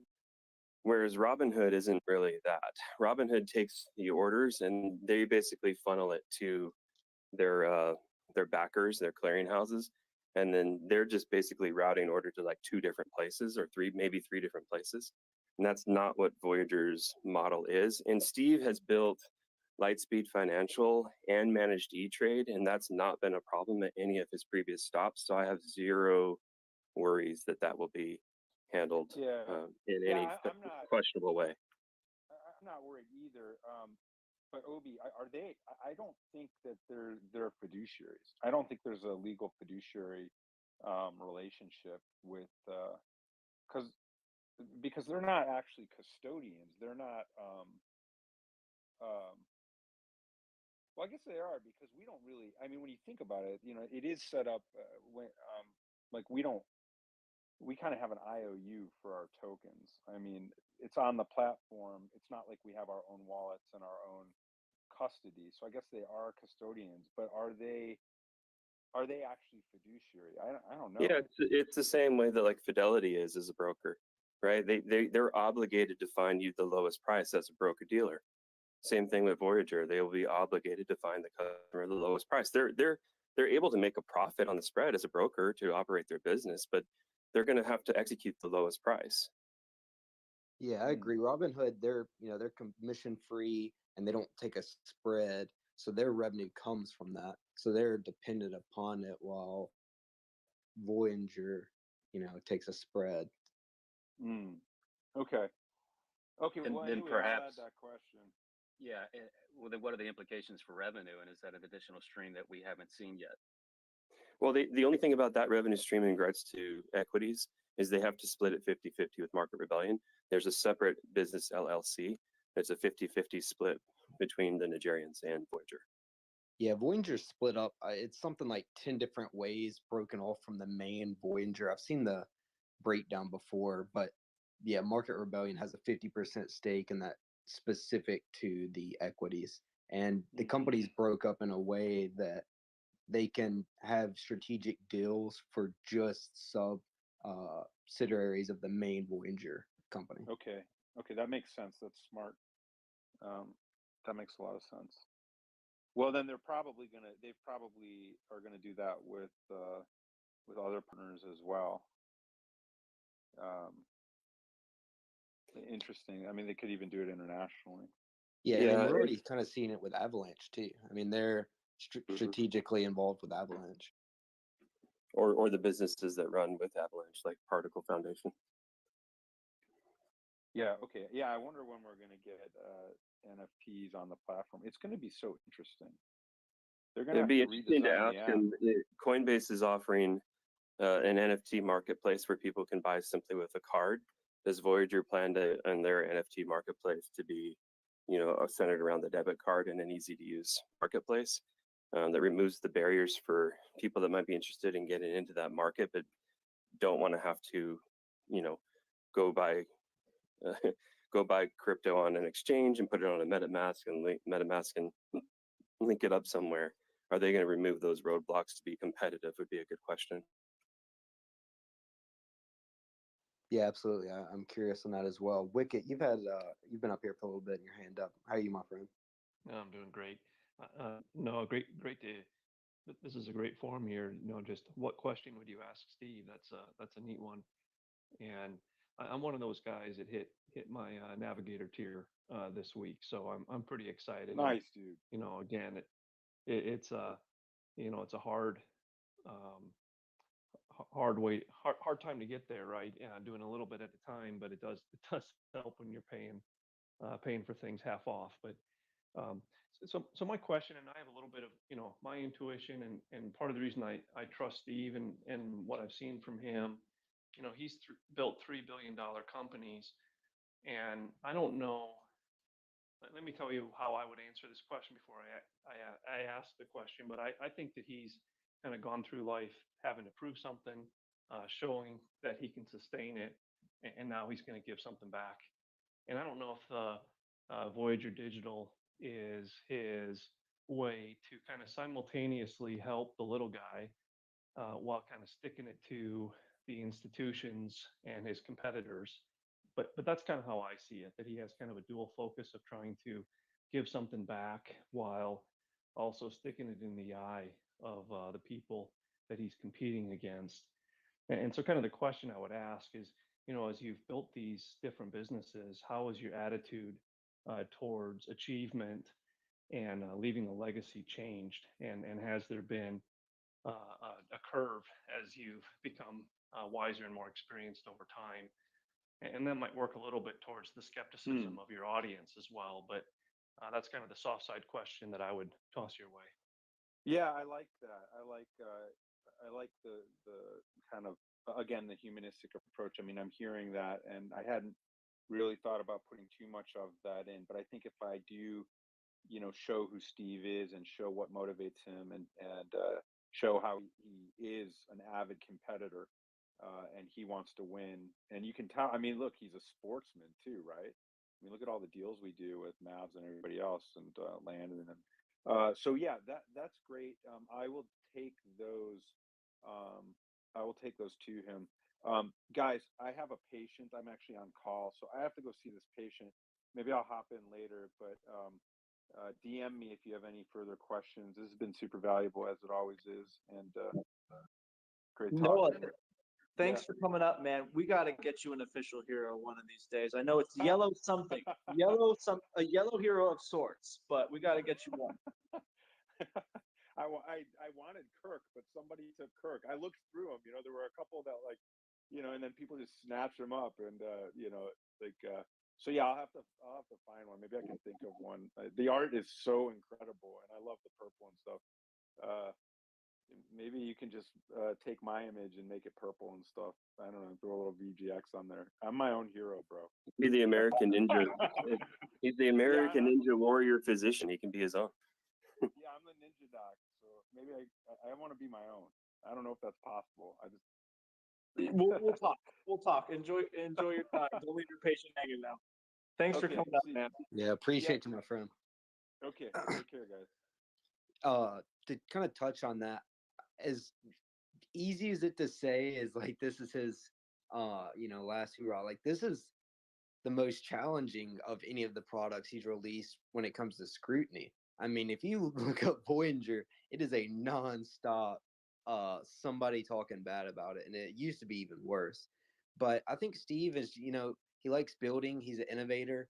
Lightspeed and E-Trade were both, they were started very early for what they are, and they were like not easy to accomplish when that happened. And I think he sees something, like he's kind of all his business and everything's kind of led to, he's created a product that not only this, is it going to be successful, but it's going to change things. And I think more than anything, that's what he cares about. He sees that, an opportunity to really change investing and people's finances. So it's kind of a combination of everything he's done in business, but he gets to, do so much more all on one platform while being able to change lives through his products. Yeah, and that kind of makes me reflect on, when we actually had Steve on our spaces one time, and our VGX hero Kronos asked Steve, what can we do for you, to show our appreciation for creating this platform and giving us the opportunity to build wealth and all these types of things. So I keep that in mind a lot of times, just like how amazing it is. And what was the three things he said? He said, stay positive, get the word out. There's one more. I had a tweet about it. It was like, positivity, I can't really remember. It was along those lines. So stay positive, stay patient, and get the word out, more or less, is I think what it was. But maybe that's just what I heard. Yeah, and he loves hearing, success stories and things like that. That really warms his heart. I remember him making a point of that. Like he loves hearing, how Voyagers, help better people's lives and things like that.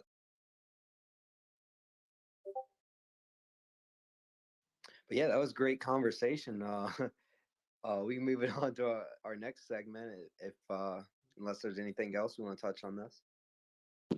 Should we look at the pinned tweet to see if we got anything to talk about? Let's see. Yeah, I know one person asked why can't New York buy or get the app. That's because of Voyager doesn't have a bit license, so New York requires you to get a bit license to sell crypto or be an authorized crypto broker / exchange in the state. And they haven't given one out in like a year and a half. They're becoming more open to crypto, especially New York City's new mayor is a big Bitcoin guy. So it's coming. Steve's smart guy. He's tried to do everything the right way from the beginning. It's just more or less just waiting on them for that.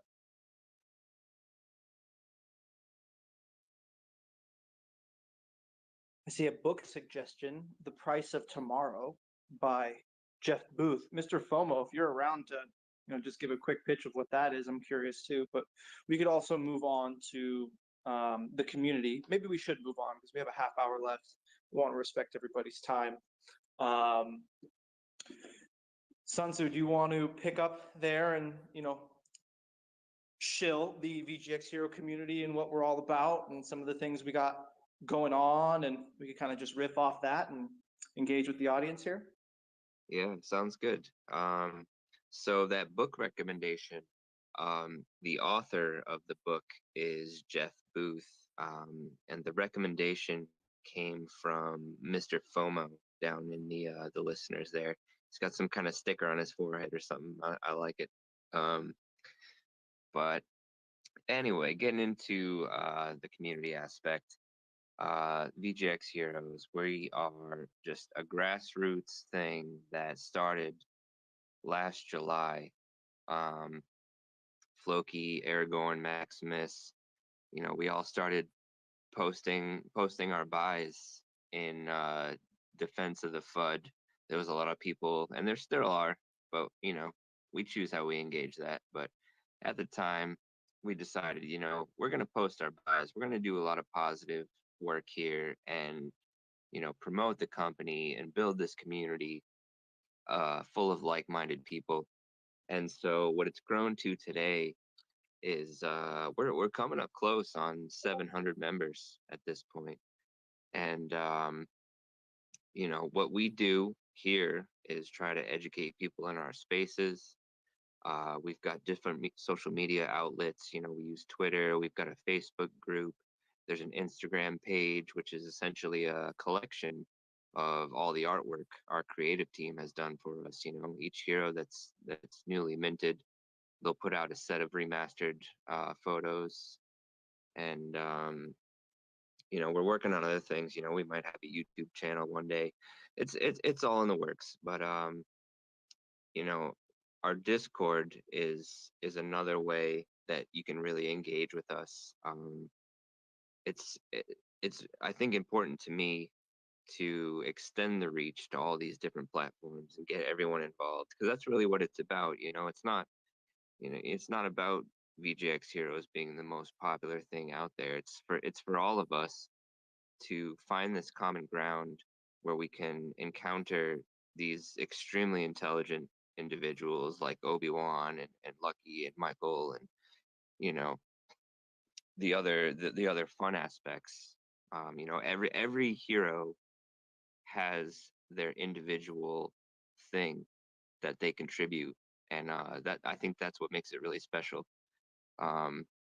So I don't know, Floki, if you have anything you want to add in addition to that, some of the things that we do, like the weekly buys and stuff like that, or anything specific you'd like to go off of.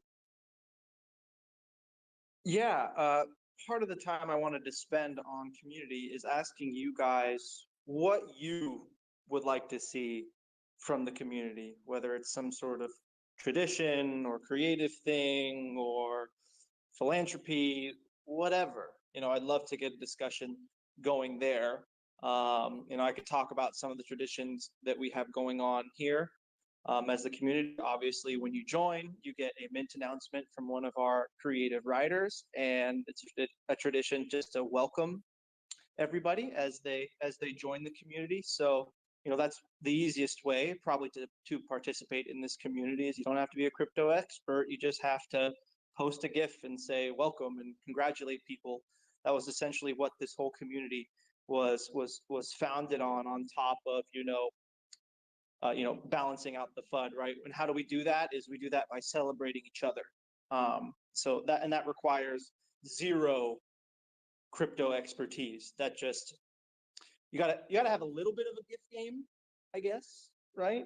Find some good gifts, but that's one of the things that we have is the mint announcements, and then we have the profile picture art that comes out from Snake Eyes and Duke Nukem and John Wick. We have a couple of other creative traditions that happen with Hero of the Week. Like the Hero of the Week gets a action figure image modification. Each week we have a VGX Hero of the Week. Lucky Luciano was this week. Obi-Wan was last week, where we essentially celebrate people in our community for what they do and how they contribute. Everyone deserves to be recognized. So, and that's one thing that we're doing, and then it gets passed on from one week to the next.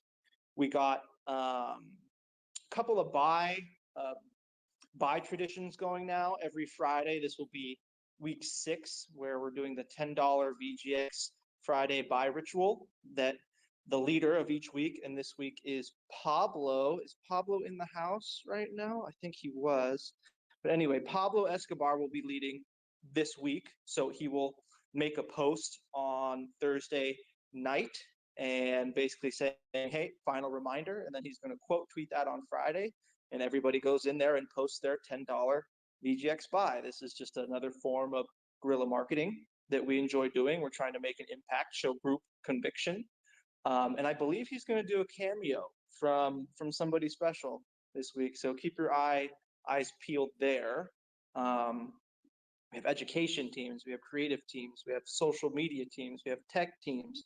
We have a ton of things that we want to do as this community, but we're here to do it as a community, not just a trickle down leadership. I'd love to hear some of the ideas that you guys have that you'd like to see in this community. Maybe we could start with the panel, or just listeners step up and tell us something. What ideas do you guys have? And so one thing in addition to that, while anyone decides if they want to go ahead and suggest something, is that we call ourselves the VGX Heroes because that's what brought us all together. But we're not a VGX maxi group. It's we come here and we want to teach you guys about all aspects of crypto. No matter what coin it is, no matter what DeFi project or NFT, we want to include everything so that we can all gain this knowledge together.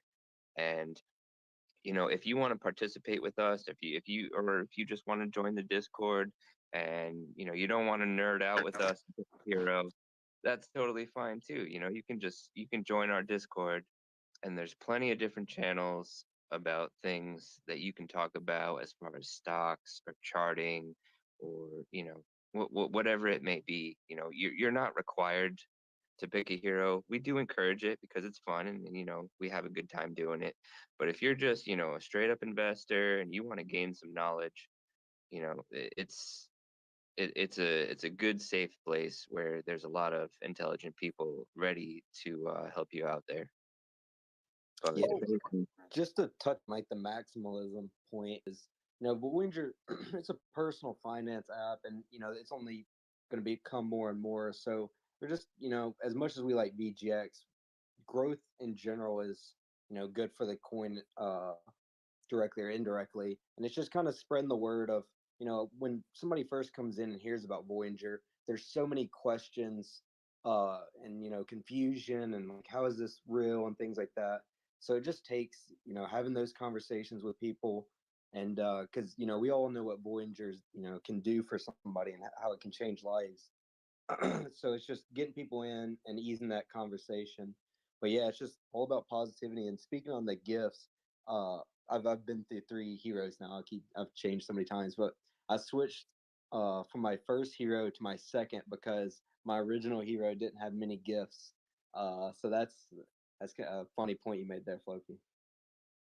Yeah, it's all about getting to know the person behind the character as you're comfortable, right? Which leads to another tradition that I forgot to mention is our VGX Hero Hangout Fridays, which will be hosted by Crypto Airborne and the Investing Guy. I believe they're going to be switching off Fridays, and it's all about just getting to know you. So the basic questions will be, how did you get started in crypto and investing, and how did you run into the VGX Heroes, and kind of just telling your story. We've done, I think, about 20 episodes of those as well. So love to hear some new stories from you guys, whether you want to go full docs and show your face or just do voice. I'm halfway there. I always have my sunglasses on, but it's me by the beard. So love to hear. Yeah, like the sunglasses changed that much. I know. I know. Clark Kent versus Superman, Floki. I love it. Exactly. But what's going on, Skip? I see you hopped up here. You got something for us, my friend? Yeah, I just had an idea. Just wondering from a marketing perspective, if VGX could hand out, they could hand out VGX tokens to new customers like they hand out Bitcoin. I think we could get those new customers involved on a greater scale with VGX before they just get onto the program and start trading Bitcoin. If they can look into VGX immediately by having it maybe 1, 2, 3, even 5 tokens to those new customers. Anyway, just a thought. Yeah, that's a really good idea. I mean, and that could tie into Obi's theory of creating lower tiers. Say when you sign up through a referral, and the lowest VGX tier, regardless of what the rewards are or what's going on or the price of the token, uh, you know, just an example, you get 5 VGX, and that gets you into the first tier. So through that referral, you're now a part of the VLP. Yeah, the only problem with that is it's not as tempting from an outside person. From us, we're like, that's a fantastic idea. But for, trying to get the majority of new people saying, oh, here, we're giving you 5 VGX, they're like, what is, I don't want to be. So Bitcoin's just an easier entry to get people referrals. Maybe if they did something like $20 Bitcoin, 1 VGX, just to get one in their balance, that's something. Yeah, I definitely agree there. If they could balance it, do Bitcoin and VGX or something like that. However it works out, but I love the idea. Yeah, it's something that we've heard before, and it doesn't hurt hearing it again. You never know if Voyager's listening. Who knows who's behind these profiles, right? But I think the dream would be somewhere in the middle, where you could have an option or a trigger. When you sign up, what do you want your bonus to be through that referral bonus? That would be sweet. Yeah, it's a great idea.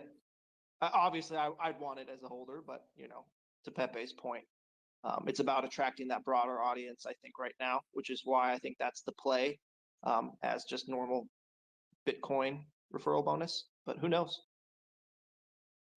Yeah, I actually love that idea of like on the person giving out the referral, giving them the option of what they would like it in, Bitcoin or VGX. That'd be sweet.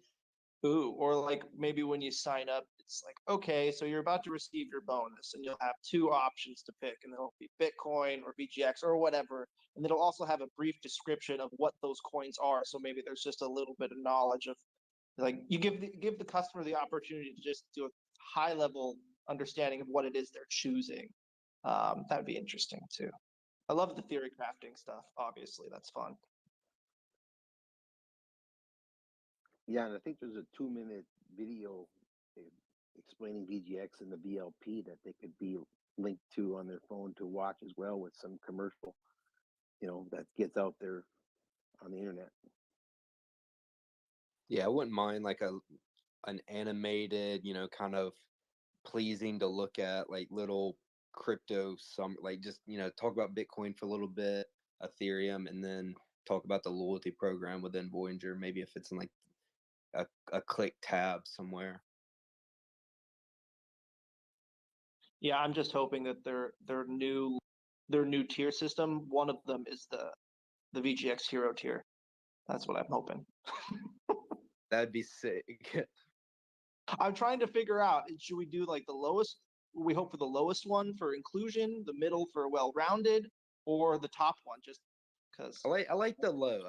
I like the idea of, all inclusive. The everyday, everybody could be it. I think that's fitting. I like Obi's approach where there's two additional levels. The entry level to hook and get people in, which is absolutely essential in terms of sustainability, given where we know this thing is going. And then also a tier in between Explorer and Navigator, because that's a big. I mean, that's a big jump from 5,000 to 20,000, and those kind of incentives along the way, like a mid tier, I think makes sense. So I think absolutely the entry level, lowering that barrier of entry is essential and will help with long sustainability. And then also giving some of the guys that are like explorers, another tier to get to before they get the Navigator is should also be looked at. I think that's a great idea, personally.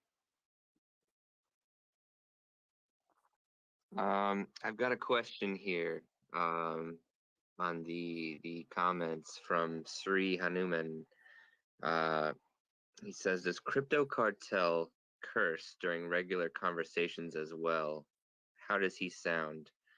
And I got a DM from Mr. Cartel, and he said, "Tell him you are crazier than V," and what I can only interpret as some kind of scream.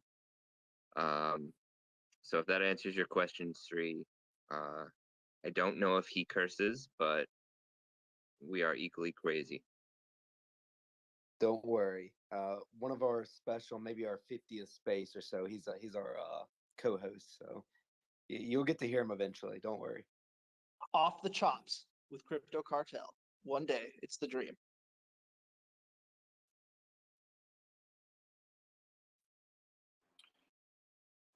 So, if the panel wants to talk about maybe what can the community expect from us in the upcoming weeks, and what are some of the things that we're going to implement, I think might be a good kind of segue into taking this thing home. Like in terms of engagement, asking the community, some of these tools that we talked about earlier, maybe engaging with the community through surveys and seeing what they would like ahead of time before our AMA spaces.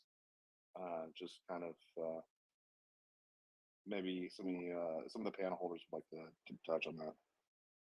Yeah, there's so many things going on. I don't want to ask, too much and kind of just focus on one thing. So let's stick to the AMA. I would challenge everybody to think of different segments or ideas that we could use for these spaces that would engage the audience and the panel in ways that you aren't really seeing in other spaces. We're trying to separate ourselves from being a shill space. We want to focus on education. There's a lot of spaces going on nowadays where you get that general information, and we want to provide something for you guys that you don't necessarily get in the day-to-day spaces. So let us know what you want. Would be a big help as far as engaging and learning through these AMAs. Yeah, absolutely. I meant that just from a from a perspective of helping us shape the AMAs and just engagement with the community. But absolutely, the move to an educational space that is focused on teaching some of the fundamentals of just crypto writ large and finance, I think is moving in the right direction, and that's where we're moving. And we'd love to engage the community in that fashion and see what they're interested in. So yeah, thank you guys. Maybe just don't overthink it. Like throughout the week, if you have a question or just a random thought that you'd want to discuss on these spaces, just DM it to the VGX Heroes account or me.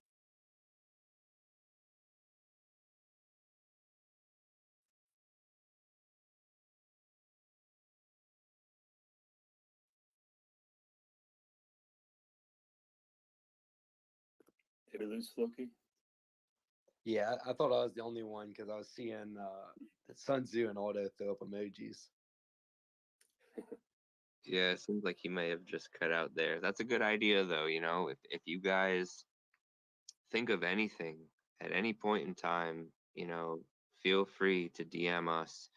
Or if you're in the Discord, we have a channel that's open to everyone, whether you're a hero or not. And it's called Weekly AMA, Wednesday, 8 p.m. And you can post any questions you might have there. You can DM us on Twitter. You can post them in a comment under one of our, you know, past or future space reminders, whatever it may be. Because, you know, ultimately we do this for all of you guys. And, you know, the more that we can help you on your crypto journey, the better we all make out. Absolutely. But yeah, we lost Floki there. That's kind of funny. That's how it always works with spaces, cutting out right in the middle of a conversation. But yeah, my DMs are open as well. Feel free to reach out if you know anything you want to touch on.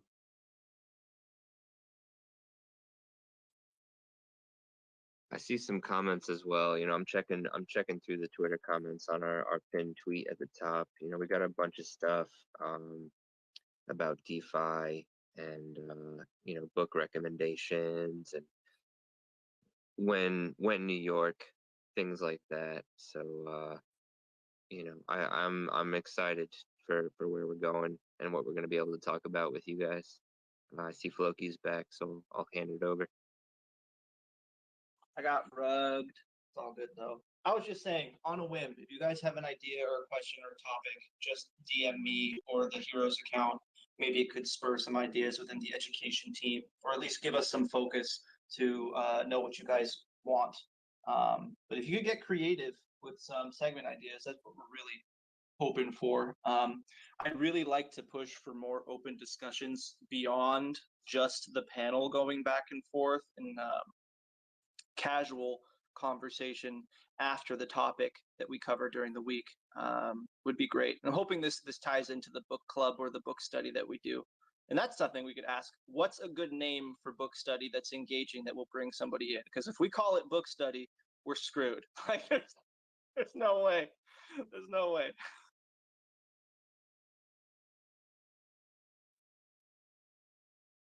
Yeah, I'm still thinking on that. I'm still thinking on it. Reader's Haven. There's a couple of them that I had written down. One of them didn't sound right, and I got made fun of. But I'm sure we think of something. Maybe a resource of the week. Ooh, I like that, resource of the week. And we could just highlight like just wave tops of like crib notes of one book, just as a resource of the week, and talk about some of the concepts of that. Maybe. I'm a fan of what the F happened. You know, someone can pick one thing and, you know, what the F is this? Like, you know, take one ridiculous thing you saw on Twitter or YouTube, as Floki mentioned, and just kind of, you know, dissect it. Like, what? Speaking of YouTube, Arya Stark, newest VGX hero. How you doing? Welcome. Hey Floki, thanks for letting me speak. I just wanted to say this is such a great community to join, and for anyone who hasn't seen me on Twitter yet, I'm a new VGX hero, just a few days now as Arya Stark.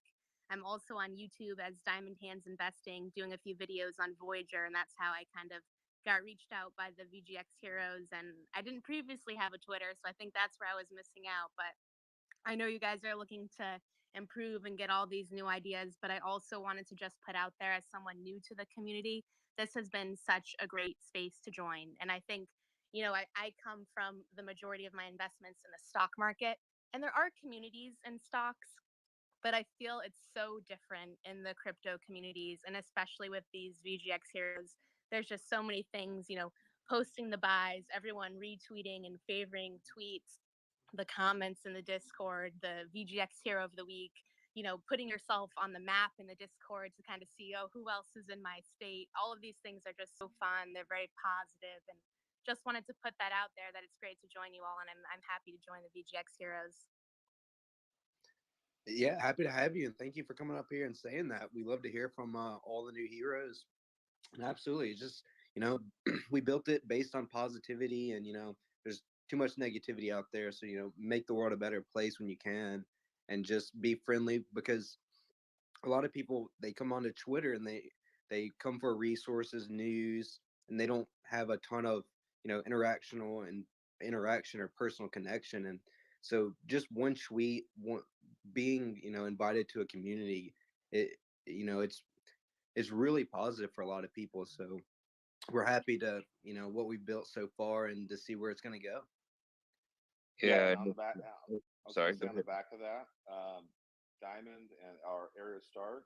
I just want to say welcome to VGX Heroes. I want to encourage all heroes and anyone else that's interested, give her a follow. We're all about growing the community, and that is based on interaction. And I just followed Arya Stark, and I would encourage anyone that's in here to give her a follow, and welcome and thank you. Yeah, that's a great point, Aldo. And just a quick shout out for our other YouTubers that have joined the heroes. We've got the investing guy up here, Aria, and Crypto Airborne, Major Winters. The three of them have just been putting out some really awesome stuff. So if you want to go ahead and follow them, follow their YouTubes. One of the three of them is going to have our AMAs posted. They're going to have their own original content, and they're all just doing a fucking slam dunk on. Also, Daniel, don't forget Daniel. He puts out fantastic content. Yes, Daniel as well. Mike the Investor, shout out. Black Panther, yeah. So yeah, we got a lot of them out there now. I love to see it, and everybody's doing a fantastic job spreading the word of what Voyager is and what it can do for you in personal finance passively. So, but Kenneth, Mr. Freeze, how are you, my friend?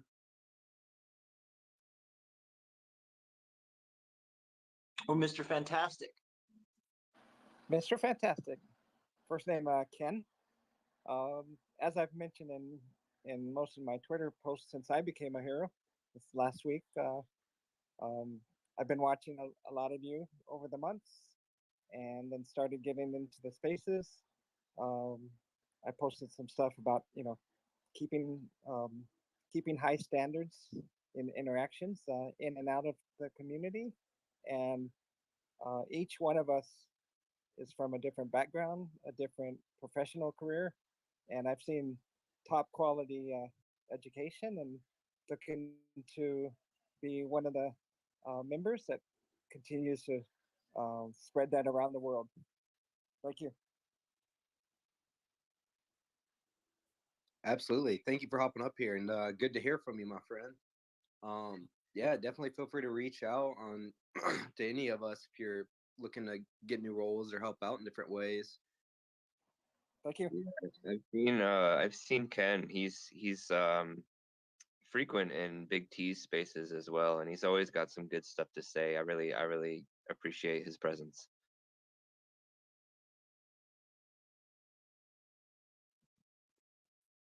But yeah, we have just a few minutes left. Appreciate everybody that's hopped up here and said hello or threw a question out there. If we have any final thoughts before we wrap it up. Anyway, we good? Well, I'll go last if anybody's got anything else. Well, I'll pass the mic around for last goodbye. Let's start off with you, Mr. Aldo. Yeah, my final thoughts are just community. I loved hearing from the people that just stepped up past few minutes. This is all about community. and community as well is what Voyager is about. That's why Steve is doing this. It's a grassroots movement. It's how he's built his company. It's what he's focused on, and you can see the fruits of that labor here in the VGX Heroes. It's 100% grassroots, and I've met some of the most knowledgeable and intelligent people in this space through the VGX Heroes and just this community. And it's just a constant pleasure and joy to interact with the people in this space, in this group specifically, and to learn and share, and to continue to learn and share, and understand that we're on a journey, we're in it together, and we are just learning from each other and just helping each other out. And I just want to just encourage that and facilitate that. So that's what comes to mind about that. Yeah, great stuff. I completely agree with you, my friend, and we appreciate you as always being up here. Obi-Wan? Yeah, I just wanted to throw out there that, in 5 days here on the 31st, Digital Asset News, Rob is going to be interviewing Steve. So if anybody wants to, ask any burning questions, I'd suggest shooting him a question on Twitter. And, who knows, maybe he'll ask the question.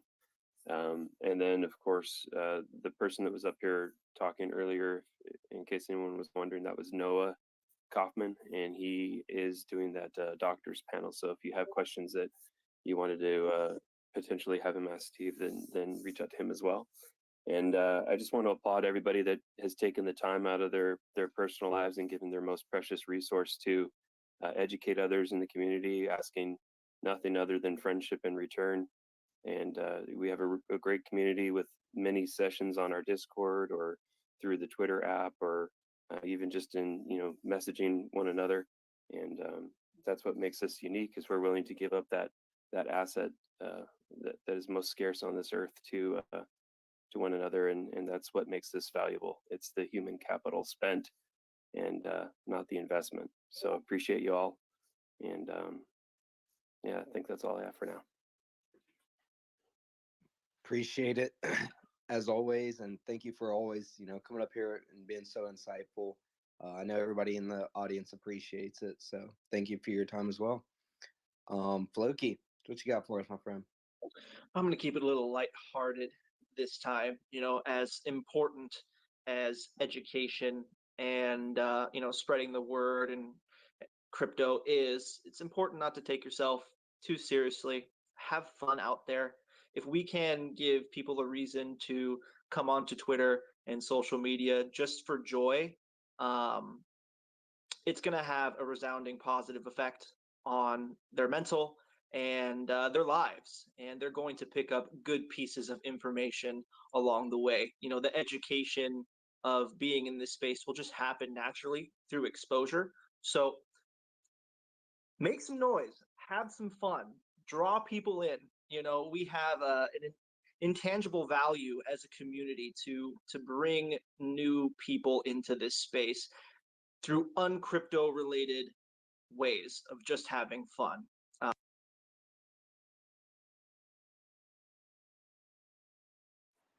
You got rugged again. Yeah, 100% though. What he's saying, keep having fun, and he's probably about to say getting rich alone is no fun, so let's have fun as a community, which totally agree with. Yeah, it's 100% spot on. For me, I just keep it quick. Thank you to everybody in the audience for spending your time with us. It's greatly appreciated. We're happy to do this for you. Just let us know what you want to see and keep spreading positivity out there. And all I ask is just, if you have some time, be active, say hey on Twitter here and there. We love to see all the heroes out and about. So that's about it for me. Sanzu, you want to finish it off? Yeah, sure. So I wanted to just give a quick shout again to the hero of the week, Lucky Luciano. I don't know, you may have noticed he had to take off early. he was joining a different spaces that he had made plans with. Our friend Bloom Life Skills, and he is currently hosting another space on crypto literacy and NFTs.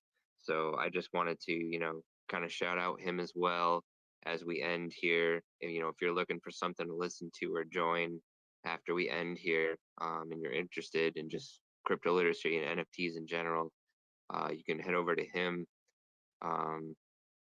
And aside from that, strength and honor, my friends.